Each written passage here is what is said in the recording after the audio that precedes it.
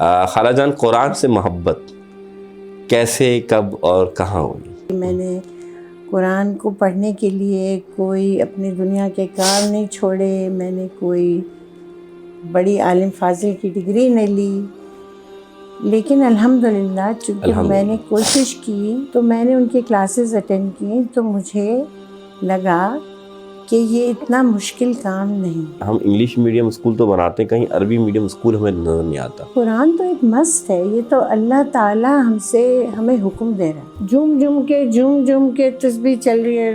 ارے بھائی کیا بول رہے، مفہوم مطلب پتہ نہیں نہیں۔ اللہ پاک سے آپ نے آپ سے کچھ کہا اور آپ وہ کاغذ لے کے ایک مولوی صاحب کے پاس گئے جو کہیں پیچھے رہتے ہیں، ذرا پڑھ کے بتائیں کیا لکھا ہو۔ کیسے اللہ پاک کی بات کو کسی انسان کی زبان سے سن کے مطمئن ہو سکتے ہیں؟ آپ کا جب وقت تھا، یعنی دور تھا جب آپ چھوٹی ہوں گی، تو اس وقت آپ کے والدین عربی اور فارسی کو جو اہمیت دیتے تھے وہ آج نظر نہیں آتی۔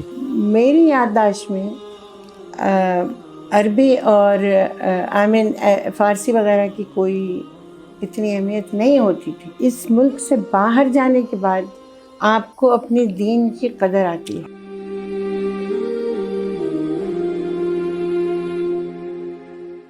اعوذ باللہ من الشیطان الرجیم، بسم اللہ الرحمن الرحیم۔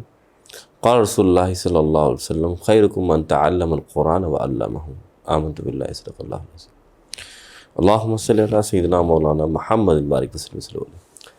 ناظرین، آج جس موضوع پر ہم گفتگو کرنے بیٹھے ہیں وہ ہے اللہ کے کلام قرآن حمید اور اللہ کی زبان یعنی عربی، اس کی اہمیت، اس کی افادیت۔ اور جس شخصیت کے ساتھ آج میں گفتگو کرنا چاہتا ہوں اور محو گفتگو ہوا ہوں، الحمدللہ یہ سمجھیے کہ ہمارے اس ملک کے لیے بھی اور ان لوگوں کے لیے خاص کر ایک انمول تحفے کی حیثیت رکھتی ہیں جو کہ ملک سے باہر رہتے ہیں۔ اور الحمدللہ ان کی ذات، ان کی صفات اور سب سے اہم بات کہ ان کی قرآن سے اور عربی لینگویج سے جو محبت ہے، اس کا والہانہ انداز آپ یہ دیکھیں کہ عرصہ کئی دراز سے یہ امریکہ میں قرآن کی تعلیم دے رہی ہیں، عربی کی تعلیم دے رہی ہیں، اور ایسے ملک میں جو دیار غار ہے، یعنی کہ ایسا ملک جہاں پر دین اسلام کی اہمیت کو بتانا، جہاں پر لوگ نہ جانتے ہوں اور اس سے نا واقف ہوں، یہ بہت بڑا انقلاب اور بہت بڑی بات ہوتی ہے۔ تو میں جس شخصیت کے ساتھ بیٹھا ہوں، میں نام لینا بے ادبی سمجھوں گا، میں اتنا کہوں کہ ریحان اللہ والا بھائی کا آپ نام جانتے ہیں اور ان کی شخصیت کو بھی جانتے ہیں۔ ان کی خالہ ہیں، امریکہ میں سب سے پہلے مسجد میں جا کر سب سے پہلے قرآن اور عربی کی تعلیم دیتی تھیں، اس کے ساتھ ساتھ اسکول میں قرآن اور عربی کی تعلیم دیا کرتی تھیں۔ السلام علیکم ورحمۃ اللہ وبرکاتہ۔ وعلیکم السلام ورحمۃ اللہ۔ بہت خوش نصیبی میری کہ آج آپ سے میری ملاقات ہوئی اور مجھے کچھ سیکھنے کا آپ سے آج بہت کچھ موقع ملے گا، اور صرف مجھے ہی نہیں بلکہ ناظرین کو بھی بہت کچھ موقع ملے گا۔ تو سب سے پہلے میرا سوال خالہ جان آپ سے یہ ہے، کیونکہ آپ عرصہ دراز سے قرآن کی تعلیمات، بلکہ صرف اب کہتے ہیں نا کہ آپ نے صرف مسجد میں جا کے خدمت نہ کی یا اسکول میں جا کے، بلکہ آن لائن الحمدللہ آپ کا پورا سیشن ہوتا ہے جس میں وہ قرآن کے ترجمے کو باضابطے سمجھاتی بھی ہیں، قرآن کی تعلیم بھی دیتی ہیں اور عربی سمجھاتی ہیں۔ تو سب سے پہلا سوال، خالہ جان، قرآن سے محبت کیسے، کب اور کہاں ہوئی؟ آپ کے سوالات کے بعد تو مجھے بات کرنا مشکل ہے۔ ایسی کوئی بات نہیں ہے۔ دیکھیے، میں کوئی ایسی ٹیچر بھی نہیں ہوں۔ یہ تو میں نے ایسے ہی جیسے ویکینڈ میں کبھی جا کر مسجد میں کچھ دن عورتوں کے ساتھ کام کیا، ماشاءاللہ۔ اور اسکول میں بھی جو ہمارا وہاں سمجھیے ویکینڈ اسکول ہم کہتے ہیں اسے، جی، تو وہاں پر میں نے کچھ دن بچوں کے ساتھ کام کیا تھا۔ اور یہ کہ بس مجھے اصل میں یہ احساس ہوا، اور میں آپ سے بات بھی صرف اسی لیے کر رہی ہوں کہ میں کوئی عالمہ فاضلہ وغیرہ وغیرہ کچھ نہیں ہوں. صرف اسی لیے میں آپ سے کہنا چاہتی ہوں کیونکہ میں چونکہ کسی باضابطہ یونیورسٹی نہیں گئی، میں نے قرآن کو پڑھنے کے لیے کوئی اپنی دنیا کے کام نہیں چھوڑے، میں نے کوئی بڑی عالم فاضل کی ڈگری نہیں لی، لیکن الحمدللہ چونکہ میں نے کوشش کی اور تھوڑی بہت کلاسیں جیسے ویکینڈ میں ہوتی ہیں وہاں بہت جگہوں پہ بہت اچھے اچھے استاد پڑھاتے ہیں، تو میں نے ان کی کلاسز اٹینڈ کی تو مجھے لگا کہ یہ اتنا مشکل کام نہیں. الحمدللہ. اور اس کے بعد پھر میں نے یہاں کچھ مطلب بکس بھی پاکستان سے بھی میں لے گئی تھی، آسان، لیکن اس نام پہ مت جائیے گا، صرف نام تک ہے. اور اس میں نے پڑھنے کی کوشش کی، لیکن ایکچولی جو مجھے فائدہ جس کتاب سے ہوا اور جو میں بہت ریکمینڈ کرتی ہوں وہ ہے مدینہ یونیورسٹی کی عربک، اس کا نام ہی ہے کورس فار مدینہ یونیورسٹی اور سم تھنگ لائک دیٹ. تو وہ جو ہے ایک کوئی ڈاکٹر عبدالرحیم صاحب ہیں جو کہ بہت وہ پی ایچ ڈی ہیں عربک کے، انہوں نے ایکچولی انڈیا میں پڑھا ہے، لیکن پھر وہ جا کے وہاں جو مدینہ یونیورسٹی ہے جو کہ فورن اسٹوڈنٹس کے لیے بنائی گئی ہے، تو اس میں انہوں نے یہ بتایا کہ چونکہ ہر ملک کے اسٹوڈنٹ آئے ہوئے ہوتے ہیں اور انہیں سب سے پہلے عربی پڑھانی ہوتی ہے، بالکل تاکہ سمجھ میں آئے. تو عربی آتی ہے تو پھر وہ باقی کچھ عربی میں پڑھاتے ہیں، تو پہلے 1-2 سال صرف عربی پڑھتے ہیں. تو انہوں نے کہا کہ جب میں نے پڑھانا شروع کیا تو میں نے دیکھا کہ جو جس سٹائل سے انہوں نے پڑھانا شروع کیا وہ لوگوں کے لیے بڑا ہیلپ فل تھا، اور اسی پہ بیس کر کے انہوں نے ہر کلاس جیسے کہ ایک لیسن بنا کے کلاس نہیں پڑھائی بلکہ کلاس پڑھا کے لیسن بنایا.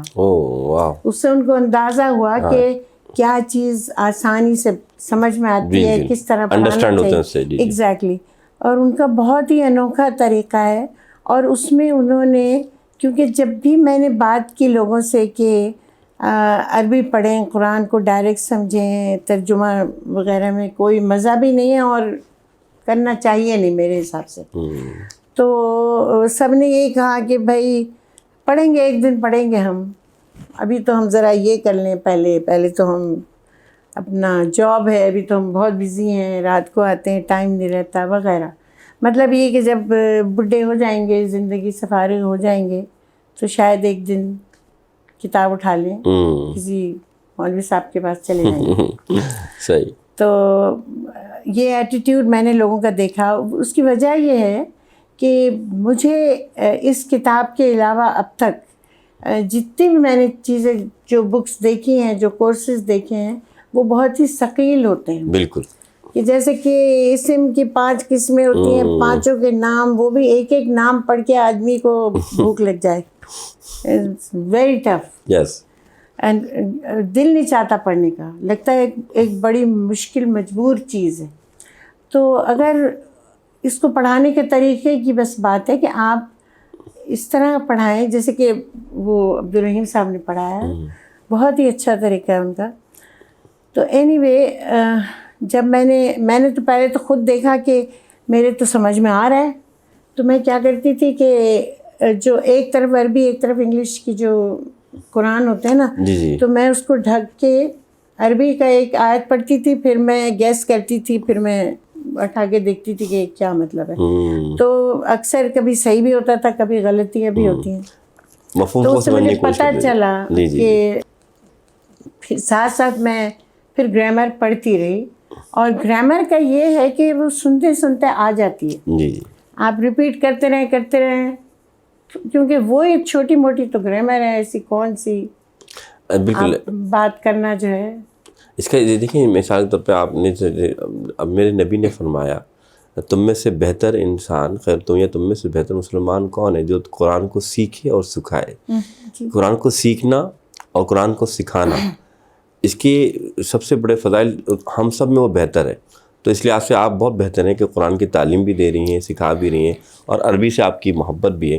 میرا دوسرا سوال آپ سے بڑا اہم ہے، جو میں سمجھتا ہوں کہ آج کی جو یوتھ ہے، جو نوجوان نسل ہے، ان کو اس بات کو لازمی سمجھنا چاہیے کہ ہم جب انٹرنیشنل لینگویجز کی بات کرتے ہیں، جب ہم چائنیز کی، انگلش کی، ٹھیک ہے، they are most important, but اگر ہم بات کریں عربی کی، تو عربی قرآن حدیث کی روشنی میں اللہ کی زبان ہے۔ عربی میں ہمارا قرآن پاک ہے، جو کہ تمام کائنات کے لیے رشد و ہدایت کا ذریعہ ہے۔ تو عربی کی امپورٹنس یا اہمیت آپ کی نظر میں کیا ہے، تاکہ ہماری یوتھ جو آنے والی نسل ہے ان کو یہ اندازہ ہو سکے کہ آج آپ دیکھیں کہ ہم انگلش میڈیم اسکول تو بناتے ہیں، کہیں عربی میڈیم اسکول ہمیں نظر نہیں آتا، تو اس کی اہمیت کے اوپر تھوڑا سی روشنی ڈالیے گا۔ یہ تو بہت ہی دیکھیں نا سمپل بات ہے، مطلب اس میں کوئی، جہاں تک کہ چائنیز اور فرینچ اور دوسری لینگویجز کا تعلق ہے، وہ ایک زبانیں ہیں جو ہم دنیا کے لیے استعمال کرتے ہیں، بہت اچھی چیز ہے، ضرور کرنا چاہیے، لیکن قرآن تو ایک مست ہے، یہ تو اللہ تعالیٰ ہمیں حکم دے رہا ہے۔ آپ سمجھیے کہ اللہ پاک سے آپ سے کچھ کہا، اور آپ وہ کاغذ لے کے ایک مولوی صاحب کے پاس گئے جو کہیں پیچھے رہتے ہیں، ذرا پڑھ کے بتائیں کیا لکھا ہوا۔ انہوں نے پڑھا اور اپنی سمجھ کے مطابق آپ کو بتا دیا، کہا اللہ نے آپ سے، غلط بھی ہوا، کہا اللہ نے آپ سے، ان میں اس وقت اتنی عقل ہے کہ نہیں۔ بے شک میں اپنے عالموں کو وہ نہیں کہہ رہی، ظاہر ہے کہ وہ کوشش کر کے اور صحیح بات بتاتے ہیں، لیکن ہر ایک کی زبان، ہر ایک کا لہجہ، ہر ایک کا فہم، ہر ایک کا ویژن، ہر ایک کی سمجھ فرق ہوتی ہے۔ آپ کیسے اللہ پاک کی بات کو کسی انسان کی زبان سے سن کے مطمئن ہو سکتے ہیں؟ پہلی بات تو یہ کہ لوگ سنتے بھی نہیں ہیں۔ بھائی پڑھ لیا، کتنے بار پڑھا؟ میں نے 4 بار پڑھا، 5 بار قرآن پورا کیا، میں نے قرآن دورہ کیا، میں نے سو واٹ، آپ نے کیا پڑھا ذرا پوچھیں، کچھ پتہ نہیں ہے۔ صحیح بات۔ حتیٰ یہ کہ نماز تک ہم پڑھ لیتے ہیں، دعائیں پڑھ لیتے ہیں، جم جم کے تسبیح چل رہی ہے، ارے بھائی کیا پڑھ رہے ہیں، مفہوم پتہ نہیں۔ I mean this is stupid۔ آپ سوچئے، آپ ایک سبحان اللہ ہی پڑھ لیں مطلب سمجھ کے، یہ ہے کہ نہیں عجیب بات؟ بالکل ایسے، یہ تماشے کی بات ہے کہ آپ اس کو برداشت کیسے کرتے ہیں کہ آپ کوئی چیز بولے جا رہے ہیں، اللہ میاں سے بولے جا رہے ہیں، اور اس میں غلطی بھی ہوتی ہے، یعنی بجائے مجھے دو کہ میں تم بھی بول جاتے ہوں، ایسے ہی ایسے ہی، لیکن پتہ ہی نہیں۔ اللہ پاک کتنے مہربان اور غفار ہیں کہ وہ جانتے ہیں کہ یہ بے وقوف میری تعریف کر رہا ہے، چلو کرنے دو، سبحان اللہ، لیکن چاہے تو نعوذ باللہ ہم سے ناراض بھی ہو سکتے ہیں نا، اور پوچھیں گے۔ میں تو یہ بلیو کرتی ہوں کہ اگر اللہ پاک نے قیامت کے دن پوچھ لیا کہ کیوں بھائی کیا پرابلم تھا، کیوں نہیں پڑھی تھی کتاب، تم کو دی تھی تو جی ہم نے ترجمہ پڑھا تھا، کیوں آپ کو پڑھنا نہیں آتا تھا؟ آتا تو تھا، پھر مطلب کیوں نہیں پڑھا، سیکھا کیوں نہیں؟ جی وہ مجھے ابھی میں جاب کرتا تھا، وہ میرے ہاتھ میں دیر سے آتا تھا، ٹائم نہیں ہوتا تھا۔ بالکل، دیکھیں ہم کیا کہیں گے؟ نہیں، بات بالکل آپ کی بجا ہے خالد جان، بات اتنی قرآن نے واضح فرمایا، افلا تتفکرون افلا تدبرون، کوئی ہے جو تفکر کرے، تدبر کرے، تو وہ کیسے کرے گا جب اس زبان کو سمجھے گا۔ اور حقیقت بات ہے، یہ زبان صرف یہ ایسا نہیں ہے کہ یہ زبان صرف آپ وقتی طور پر ہے، مرنے کے بعد بھی آپ نے یہی زبان بولنی ہے، سب سے اہم بات۔ پھر دوسری بات، اس زبان میں اللہ کا جو کلام اترا تو اسی لیے اترا کہ آپ قرآن کو سمجھیں اور سمجھ کر پھر اس کو پڑھیں۔ یہ بات آپ کی بالکل بجا ہے کہ لوگ عربی کی اہمیت کو نہیں جانتے۔ کیوں نہیں جانتے؟ کیونکہ آج کے دور میں یہ لوگ اس کو جو ہے اس طرح نہیں سمجھ پائے جیسے کہ ہمارے اسلاف نے، یعنی آپ کے بزرگوں نے دیکھا۔ آپ کو یاد ہوگا، میں یہ چاہتا ہوں کہ آپ اس کو تھوڑا واضح بھی کریں کہ آپ کا جب وقت تھا، یعنی دور تھا جب آپ چھوٹی ہوں گی، تو اس وقت آپ کے والدین عربی اور فارسی کو جو اہمیت دیتے تھے وہ آج نظر نہیں آتی۔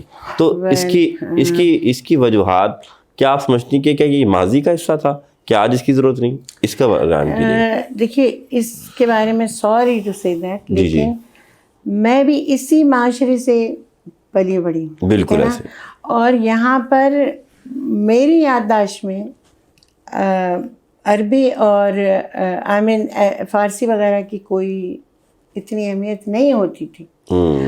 یہ تو باہر جانے کے بعد یقین کریں کہ امریکہ اس ملک سے باہر جانے کے بعد آپ کو اپنی دین کی قدر آتی ہے. الحمدللہ نظر آتا ہے کہ ہم کیا ہیں.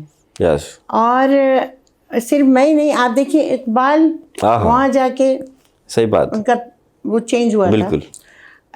وہ جو تھے ہمارے حسن بننا, بالکل, باہر جا کے ایک اور جو تھے ان کے نیچے جو کام کرتے تھے, کیا شہید کیا نام تھا ان کا, انہوں نے وہ ذل قرآن بھی لکھی ہے. ڈپٹی نذیر احمد؟ نہیں, ڈپٹی وہ تو انڈیا کے تھے. مصر کے ایک عالم تھے, بہت ہی بڑے عالم تھے. اچھا. وہ ٹیچر تھے ماشاءاللہ, وہاں پہ وہ ٹیچر تھے مصر میں. اچھا. پھر ان کو انہوں نے بھیجا ٹریننگ کے لیے امریکہ, تو شاید 2-3 سال کے لیے بھیجا تھا. تو وہاں جا کے ان کا وہی بدل گیا. اور اصل میں وہ ایک سمجھیے کہ لیبارٹری ہے آپ کے دین کے لیے. ہر چیز کو ٹیسٹ کرنے کی. بالکل. بھائی شراب نہیں پیو, یہاں پہ چھپ کے پی لیا, کچھ کر لیا. وہاں سب پی رہے ہیں, اگر آزادی دے دی جائے تو کیا حشر ہوگا وہ دیکھ لو.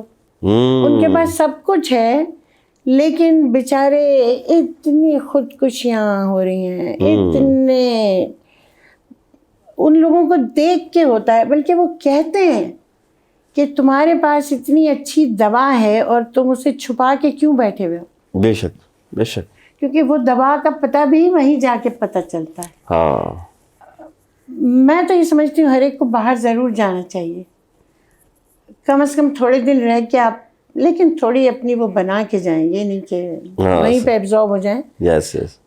لیکن بہرحال قرآن کے لیے آپ جو بات کر رہے تھے, تو میں یہ سمجھتی ہوں کہ قرآن جو ہے ایک پاور ہاؤس ہے. قرآن ہی وہ میریکل ہے. دیکھیے اللہ تعالیٰ نے کوئی قوم دنیا میں بغیر ہدایت کے نہیں بھیجی. وہ قرآن میں بھی کہتے ہیں اللہ پاک, بالکل, ہدی للناس. بالکل, ہدی للناس. اللہ پاک نے کہا ہے کہ ہم نے کسی قوم کو بغیر ہدایت کے نہیں بھیجا, چھوڑا, نہیں بھیجا.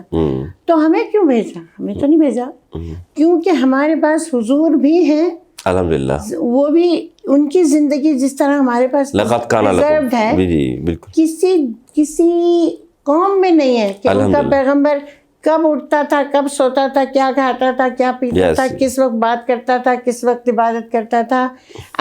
ایسے جیسے وہ ہمارے درمیان موجود ہیں. بے شک, جو چاہے ان سے ملنا مل سکتا ہے. بالکل. اور پھر جو پیغام انہوں نے دیا الحمدللہ وہ یوں ہی کا یوں ہی موجود ہے. آفاقی پیغام. بے شک, بالکل. اس کا ایک ایک لفظ موجود ہے. بالکل. اور اس میں ابھی بھی وہی تاثیر ہے جس نے اس دنیا کو بدل دیا تھا الحمدللہ, جس نے کہ پوری دنیا فتح کی تھی الحمدللہ, وہی. اور اس کو ہم نے کیا کیا کہ اپنا مرچ مسالہ پانی ملا کے سالن بنا کے تھوڑا تھوڑا کھا رہے ہیں. وائی, پھر خالص چیز موجود ہے. ایسا ہی ہے. اس کو پڑھو بھائی, اس کو جب سمجھ میں آنے لگے گا یہ سارے لوگ خود بخود سب بدماشیاں چھوڑ دیں گے انشاءاللہ. جب اللہ پاک خود مخاطب کر کے کہیں گے کہ یہ چیز نہیں کرو, یہ مجھے پسند نہیں, یہ چیز کرو تم میرے قریب آ جاؤ گے, میں تمہیں یہ دوں گا. جب لوگ خود پڑھیں گے اپنی زبان سے, یہ نہیں کہ ملا نے بتایا. ارے بھائی ملا کون ہوتا ہے؟ اچھا دیکھیں, یہ تو ہے کہ علماء یا ملا کی تو لفظ نہیں سمجھ گے, کیونکہ علماء کرام جو ہوتے ہیں, ہاں علماء کرام جو ہیں, ملا علماء کرام, بے شک آپ کی بات صحیح ہے کہ ہر ایک کا اپنا زاویہ ہے سمجھانے کا, اور ہر ایک کا زاویہ اپنا, اور ان کی ہم عزت بھی کرتے ہیں اور ان کی بات کی قدر کرتے ہیں. لیکن یہ بات حقیقت ہے کہ قرآن جو آیا ہدی للناس کے لیے آیا. قرآن جو ہے وہ صرف ایک شخص یا ایک عالم, ایک مفتی یا کسی مدرسے کے مولوی کے لیے نہیں آیا, بلکہ سب کے لیے آیا. تو یہ سب پر لازم ہے کہ قرآن کے علم جو کہ فرضی علوم ہیں ان کو لازم سیکھنا چاہیے. تو میں پھر وہی بات کہوں گا, تو کیوں جیسے آج میں یہ سوال بڑا اہم پیدا ہوتا ہے کہ ہمارے ہاں شوق سے, یہ کیا وجوہات ہے, آپ کسی کے باہر زیادہ رہی ہیں, آپ کو اس کا پتا ہوگا کہ شوق سے انگلش میڈیم اسکول میں والدین جو ہے بچے کو داخلہ کرا کر فخر محسوس کرتے ہیں نیچرلی. ہاں, لیکن اگر کہیں عربی میڈیم لکھا ہو, میں نے اپنی زندگی میں تو نہیں دیکھا کہ عربی میڈیم اسکول چھاوائے مدارس کے تو کیا اس کا اسکول میں رائج ہونا کیا بہتری نہیں لا سکتا؟ کیا لوگوں کے لیے انقلاب نہیں لا سکتا؟ اس پر تھوڑی روشنی ڈالیے. دیکھیے نا، اصل میں ہم نے نا ایک قسم کی وہ بنا لی ہے، جو عربی پڑھانے والے ہیں ان کے ساتھ آپ سارا دن نہیں گزارنا چاہیں گے. ایک تو بچوں کو مارتے ہیں ڈنڈے، اتنا مارتے ہیں. میں نے تو جہاں سنا ہے، میں نے الحمدللہ دیکھا نہیں ہے، لیکن میں وہاں پر بھی ایک صاحب کو جانتی ہوں. ان بیچاروں وہ بالکل مذہب سے ذرا ایسے ہی رہتے ہیں. وہ کہتے ہیں میں ایسے ہی اچھا انسان بننا چاہتا ہوں، میں ان لوگ کے ساتھ نہیں پڑھتا. کیوں کہ ملا لوگ جو ہیں وہ صرف قرآن پڑھ کے داڑھی بگا کے سمجھتے ہیں کہ اب ہم نے کام پورا کر لیا. ان میں اخلاق نہیں ہے. سچ بات یہ نمبر 1 میں سمجھتی ہوں کہ یہ. دوسرے یہ کہ ہمارے یہاں جیسے کہ میں نے پہلے بھی کہا تھا، قرآن پڑھانے کا جو طریقہ ہے وہ اتنا سخت ہے کہ میں نے جب وہ آسان اردو، آسان عربی زبان سیکھیے کر کے کتاب خریدی تو کہیں سے بھی آسان نہیں تھی. اتنی قسموں کی یہ نام ہے، اتنی قسموں کے یہ نام ہے. ارے بھائی پہلے تھوڑا سا اس کو سمجھنے تو دو. ایسا ہی ہے، خود ہی سوچ لے گا. پھر نام بتا دینا، ہی نہیں بھی بتانا اس کا نام، چاہے وہ کچھ اور بھی رکھ لے تو کیا فرق پڑتا ہے. سمجھ تو رہا نام از ناٹ دیٹ امپورٹنٹ. لیکن یہاں پر وہ پھر نہیں پڑھا تو ڈنڈا مارا. اچھا، میں اس میں بالکل آپ کی بات صحیح ہے کہ اسلام نے تو کبھی اس کی اجازت ایسے نہیں دی کہ آپ مار کے جس طرح ہم کرتے ہیں. اصل میں یہ ایک ایسا عمل ہے. میں پھر آپ سے کہوں گا جیسے حضور نے فرمایا کہ علم حاصل کرنا پڑے تو ولو بالسین تم چین جاؤ.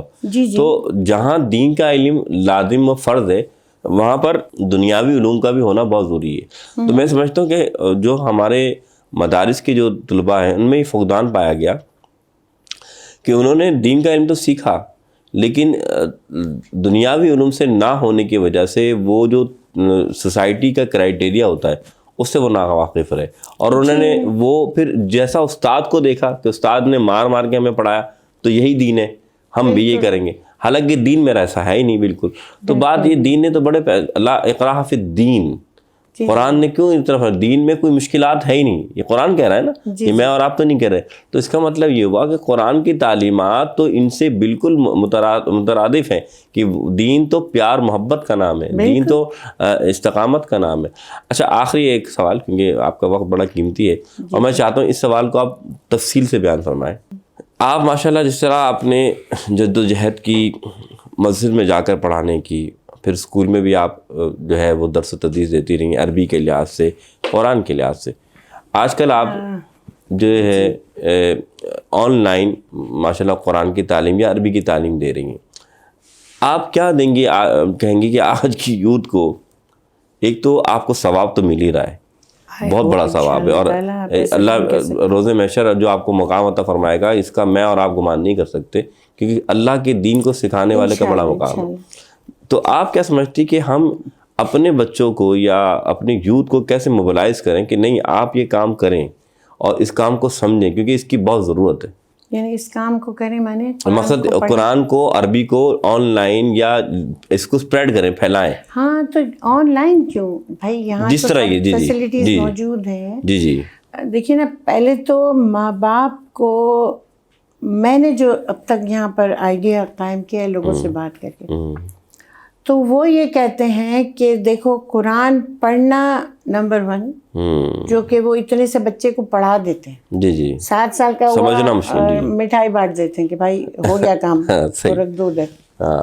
اس کے بعد نمبر 2 ہے ترجمہ پڑھنا. بالکل. تو زیادہ تر لوگ یہ سمجھتے ہیں کہ ترجمہ پڑھ لیا تو مطلب تو پتہ چل گیا. اب یہ جو چیز ہے تم جو بات کر رہی ہو عربی پڑھو، تو یہ ذرا ہائی کلاس چیز ہے. اچھا، یہ ہر ایک کے لیے نہیں ہے. اچھا، جی ہر ایک کے لیے نہیں ہے. آپ بات کر کے لوگوں سے دیکھ لیں. اچھا، میں نے تو جس سے بھی بات کری مجھے آئیڈیا یہی لگا ہے کہ یہ چیز جو ہے یہ عالموں کے لیے ہے. اور ہاں اچھی چیز ہے، منع نہیں کرتے، کر لیں گے، لیکن نہیں بھی کرا تو مطلب تو پتہ چل گیا نا کیا کہا اللہ میاں نے. تو اس لیے وہ سیریس ہی نہیں ہے. بچے کیوں پڑھیں گے؟ ارے بھائی جب اماں ابا ہی اس کو نہیں اہمیت دے رہے ہیں. یہ تو میں سمجھتی ہوں کہ ہم اپنی زندگی میں اگر ایک سال کیوں، میں تو کہتی ہوں بھائی ہفتے میں 2 دن آدھا گھنٹہ نکال کے کسی اچھے استاد کے ساتھ بیٹھ جائیں. صحیح. اور اس کو کہیں کہ مجھے پڑھانا شروع کرو. صحیح. تھوڑا تھوڑا وہ جو چارٹس دے اس کی کاپیز بنا کے جگہ جگہ لگا لیں. بچوں کے ساتھ وہ کھیل کی طرح دہرائیں. اب تم سناؤ اب میں سناؤں. کھیل میں کانوں میں جب وہ الفاظ بار بار جائیں گے تو یاد ہو جائیں گے. کچھ یہ نہیں ہے کہ یہ بڑا ایک وہ گمبھیر بنا کے سامنے رکھ کے بیٹھ کے رٹ رہا ہے. نہیں عربی بالکل ایسی ضرورت نہیں ہے. بالکل ایسی. اور اللہ پاک نے قرآن میں کہا ہے، آپ کو بھی پتہ ہے، آپ نے بھی اس دن یہی بات کہی تھی کہ وَلَقَدْ يَسَّرْنَا. اس کا کیا مطلب ہے؟ وَلَقَدْ 2 ایمفیسس کے الفاظ ایک ساتھ ہیں. مطلب یہ اس سے زیادہ میں اس کو زور نہیں دے کے کہہ سکتا. یسرنا، ہم نے آسان کر دیا، واضح آسان کر دیا. بالکل بالکل.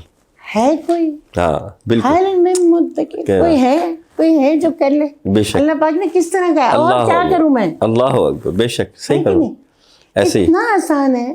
اور ریئلی میں چونکہ اتنی آپ کے ساتھ بات کرنے کو کیوں تیار ہوئی ہوں، اس لیے کہ میں ایک جیتی جاگتی اس کی ہوں. میں نے ابھی تک مکمل نہیں پڑھا ہے. اللہ اکبر. آف کورس یہ تو میں آپ سے کہہ رہی ہوں کہ بھائی ضروری نہیں ہے کہ آپ پورا پڑھ لیں، ساری نام یاد کر لیں، مذکر مؤنث کر لیں. ہو کیئرس کہ مذکر ہے کہ شروع تو کریں قرآن کو، ابتدا تو کریں، اس کا مزہ تو آنے لگے. بھائی الحمد پڑھ رہے ہیں آپ، سبحان اللہ، وہی آپ جب پڑھیں تو سمجھ میں آ جائے. صحیح بات ہے. آپ یقین کریں میں نے ایسے لوگ دیکھے ہیں جن کو لا الہ الا اللہ محمد رسول اللہ کا مطلب نہیں پتا. بلیو می، آپ پوچھ کے دیکھ لیں. عام جو لوگ ہیں وہ کیا ہے بھائی، کلمہ پڑھا ہے، شہادت، مسلمان ہو گئے، اتنی بڑی چیز. بے شک ان کو مطلب نہیں پتا کلمے کا. آپ پوچھ کے دیکھ لیں. اور مولانا بھی ایسے پڑھا نہیں ہے کوئی ادھر، نہیں ہے کوئی، بیچارے کو پتہ ہی نہیں کیا کہہ گئی ہے.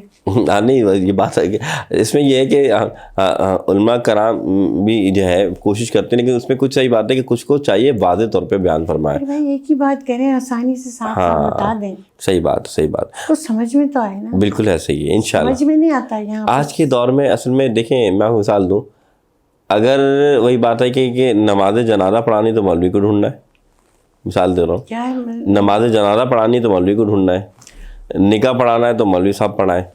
ٹھیک ہے، نماز پڑھانی تو مولوی صاحب پڑھائیں. یاد رکھیے گا دین ہمارا بڑا پیارا ہے. بالکل. دین نے یہ نہیں فرمایا کہ آپ مولوی صاحب کے محتاج رہیں. ہاں سیکھیں، دین سیکھنے میں آپ ان کے محتاج ہوں کہ کچھ مسئلہ سمجھ نہیں آ رہا آپ کو، لیکن کچھ چیزیں آپ کے اوپر ہیں کہ یہ صرف ان کی ذمہ داری نہیں ہے. بھائی فوقیت یہ ہے کہ اگر تمہارے گھر میں کسی کا انتقال ہو گیا تو اولا یہ ہے کہ باپ کا انتقال ہو تو بیٹا پڑھائے.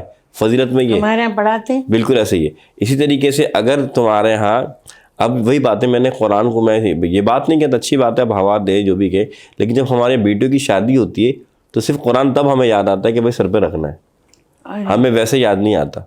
ہمیں قرآن تب یاد آتا ہے کہ جب کوئی انتقال کرنے لگے بھائی اس کی ہوا دے دیں. بالکل دے دیں. انتقال میں تو بالکل بھائی اللہ میاں. تو اب مجھے یہ بتائیں کہ قرآن کو ہم نے ایک خاص مخصوص چیزوں کے لیے سمجھنے کے لیے رکھ دیا یا اس کا استعمال رکھ دیا، بلکہ قرآن آیا کس لیے تھا؟ ہدایت کے لیے، روشنی کے لیے، تفکر کے لیے، تدبر زندگی کے لیے. بالکل. کہ اگر آپ چاہتے ہیں کائنات میں بہترین آنا. خالہ جان بہت آپ کا شکریہ اور آپ نے اتنا وقت دیا. آخر میں چاہوں گا آپ ایک پیغام دیں آنے والی نسل کو بھی اور اس نسل کو بھی، کہ آنے والی نسل کو وہ کیا تربیت دے، کیسے بڑھائے. کیونکہ آپ ہمارے لیے اتنی انمول حیثیت رکھتی ہیں کہ اللہ کا احسان ہے کہ آج بھی وہ لوگ ہیں ہمارے پاس جو کہ حق اور باطل میں فرق کرنے والے، اپنی اولادوں کو حق راہ کی طرف دکھانے والے. دیکھیے نا، میں تو سچ مچ میں ایسی کوئی، میں تو بس آپ کو، چونکہ مجھے اتنا احساس ہے جی کہ اگر ہم قرآن کو پکڑ لیں گے الحمدللہ اس طرح کہ اس سے ہم جڑ جائیں، اس کو تعویذ پہنانا، یہ جو پہناتے ہیں اوپر وہ چھوڑ دیں، اور پاس ہی رکھا ہو، یہاں میز ہو یہاں قرآن رکھا ہو، اٹھا لیں، دیکھ لیں، پڑھ لیں، کبھی سن لیں اچھے لہجے میں، جو یہاں پہ کوشش ہوتی ہے، میں نے دیکھا ہے کبھی کبھی لوگوں کو کہ قرآن پڑھتے ہیں تو سارا زور عین اور قاف اور غین کے اوپر اتنا ہوتا ہے کہ لگتا ہے کہ غوق کر رہا ہے. You don't need to do that. اس سے،